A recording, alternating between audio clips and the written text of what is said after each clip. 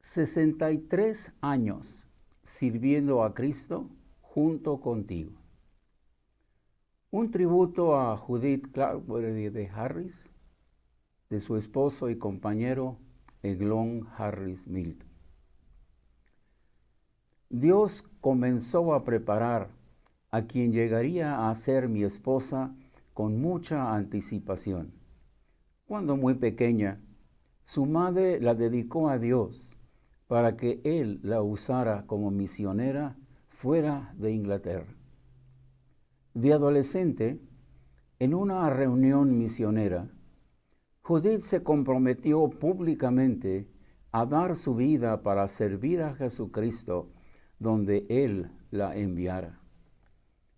Judith se bautizó el 19 de julio de 1953 y comenzó a trabajar ayudando a 2 señoritas que tenían una escuela dominical en su casa. Señoritas que fueron contemporáneas de mi madre y con quien ella aún mantenía correspondencia. Sin embargo, había algo que hasta ese momento Judith no entendía. Se sintió dirigida a tomar una carrera administrativa y llegó a trabajar en la sección financiera de un banco en Exeter, Inglaterra. Pero ella no conocía a ninguna misionera con una orientación vocacional hacia la administración y se preguntaba, ¿cómo unirá Dios mi llamado y mi vocación? Yo, sin saberlo, estaba orando por ella, pues como decidí seguir los pasos de mi abuelo y de mi padre y entregar mi vida al servicio de Dios en Publicaciones El Sembrador, deseaba tener una ayuda idónea muy especial para esta tarea. Así que puse en las manos de Dios mi necesidad y esperé a que Él me guiara para no errar en mi decisión. Salí para Inglaterra junto con mis padres en marzo de 1958 y me integré a la iglesia que se reunía en Western Way, Exeter. El 16 de mayo de 1959, durante una excursión para maestros de la escuela dominical, recibí la indicación clara de Dios que me había escogido como esposa a Judith Cladworthy, quien también servía al Señor como maestra. La acompañé a su casa y en el camino nos sentamos en una banca y la invité a regresar conmigo a trabajar para el Señor Jesús en la imprenta de El Sembrador. Su respuesta afirmativa y sin titubear la hemos recordado durante todos los años de nuestro matrimonio. ¿Cómo hemos agradecido lo hermoso que es cumplir la voluntad de Dios con corazón firme y sin titubear? Con frecuencia me decía en los últimos años, nunca pensé que sería tan feliz como hoy. Durante los siguientes 3 años, estando aún en Inglaterra, nuestro llamado de Dios se fortaleció sirviendo juntos en campamentos, yendo a conferencias y trabajando para nuestro Señor de muchas maneras. Durante este tiempo, también vimos cómo se entrelazaban y complementaban los dones que Dios nos había dado. Y además, desarrollamos varias destrezas al trabajar juntos en labores de mantenimiento, tanto en la casa de sus padres como en la de mis tíos, donde yo me hospedaba. Las primeras impresiones de lo que sería servir a Dios en México, Judith las obtuvo de la correspondencia que tenía con mi tía Nettie, una sierva muy activa en la región de Orizaba y con un ministerio muy amplio entre niños y mujeres. Además, como yo seguía participando con dibujos, poesías y música en las labores del sembrador, comenzamos a sentir lo que sería cumplir juntos con nuestro llamado a México. El 21 de marzo de 1961 formalizamos nuestro compromiso con Dios. Sentados en una colina cerca del mar, viendo en nuestra imaginación desde las costas de Inglaterra las playas de Veracruz, donde, si Dios lo dispusiera así, llegaríamos un día a servirle.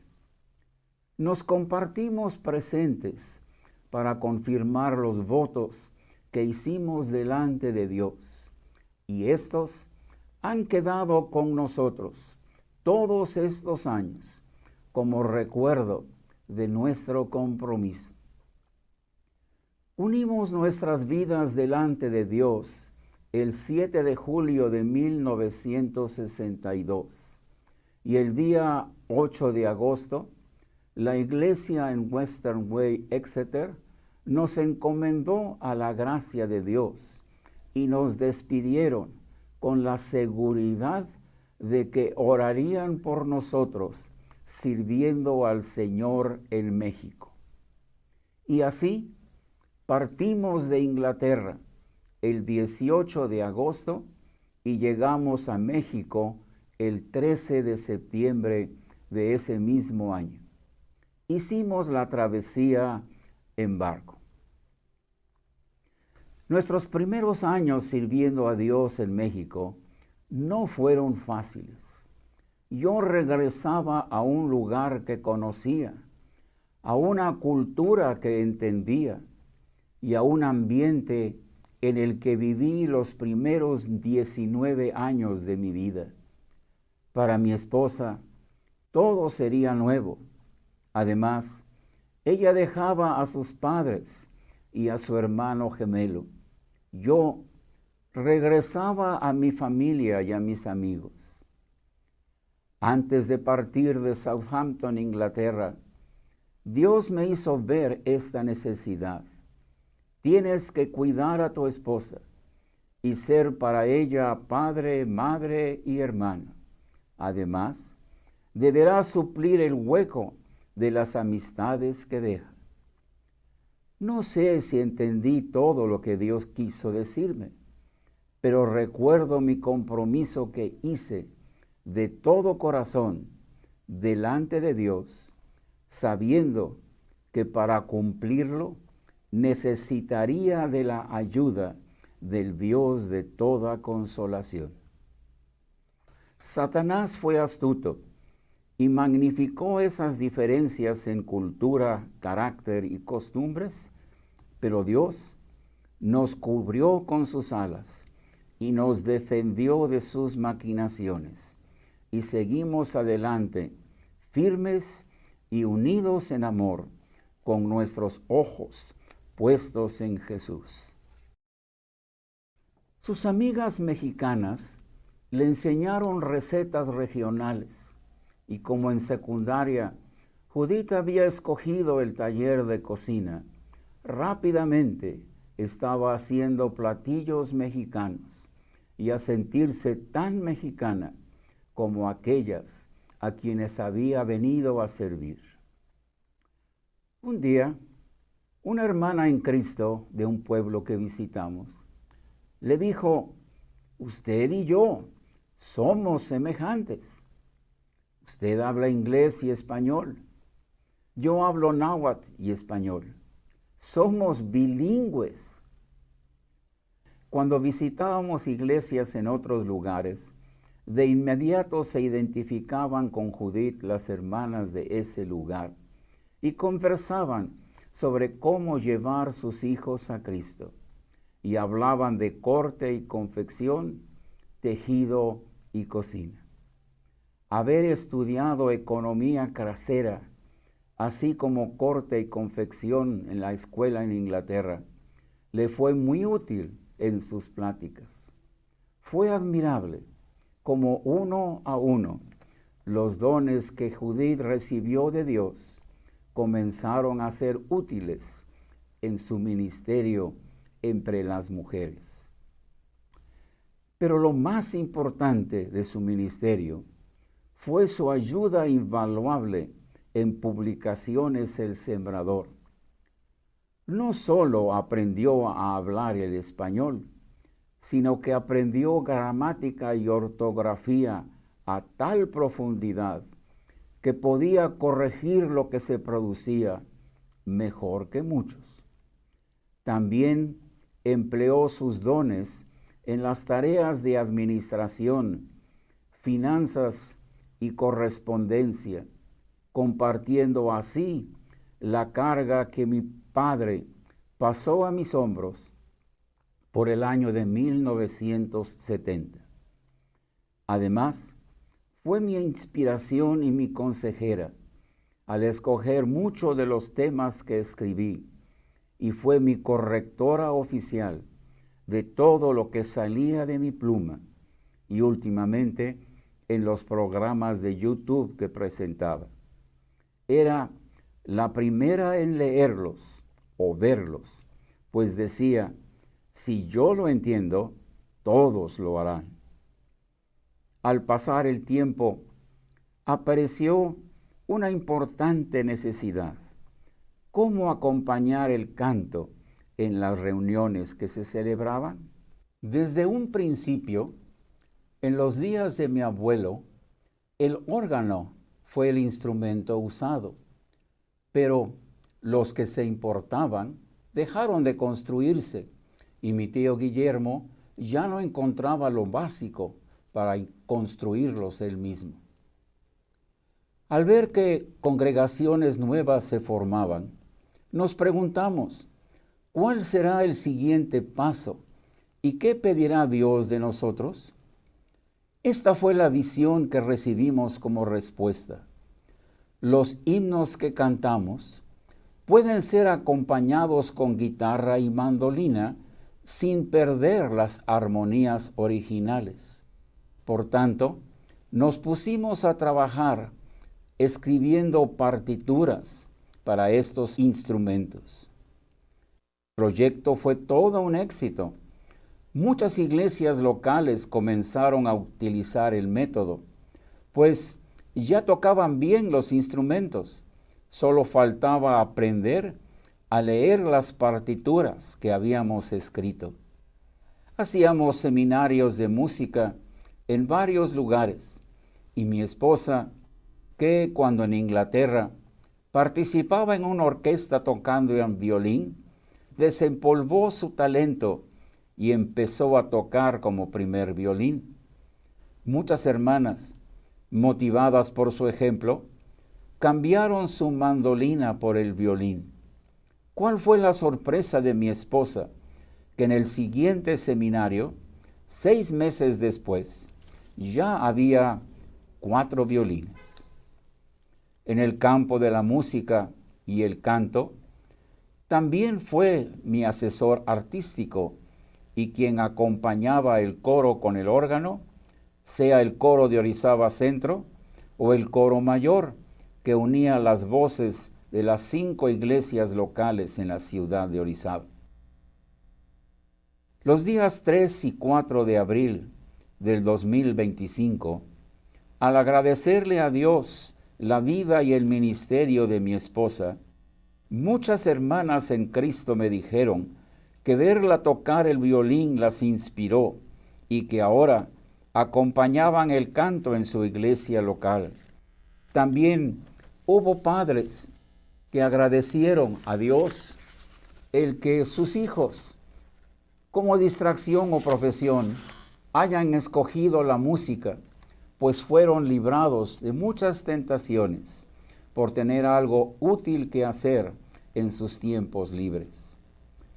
Además, me contaron que cuando traían a sus hijos a la escuela bíblica, mi esposa les enseñaba a tejer, pero remarcaron que, como era exigente, Si su tejido tenía un error, aunque fuera pequeño, les hacía destejer todo lo que habían hecho.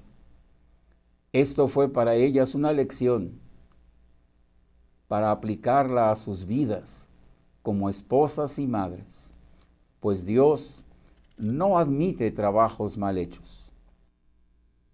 Recordando su participación como responsable de la clase de damas en la escuela dominical y en reuniones femeniles, muchas agradecieron a Dios lo que por medio de ella habían aprendido y cómo sus pláticas habían servido de ejemplo, consuelo y ánimo al seguir las pisadas de Cristo.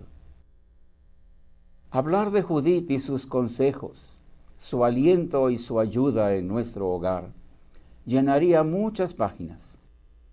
El que su niñez y adolescencia las pasó en la ciudad de Exeter, cuando ésta se recuperaba de la Segunda Guerra Mundial, viviendo en total austeridad, nos ayudó en nuestros primeros años de casado, construyendo nuestro hogar.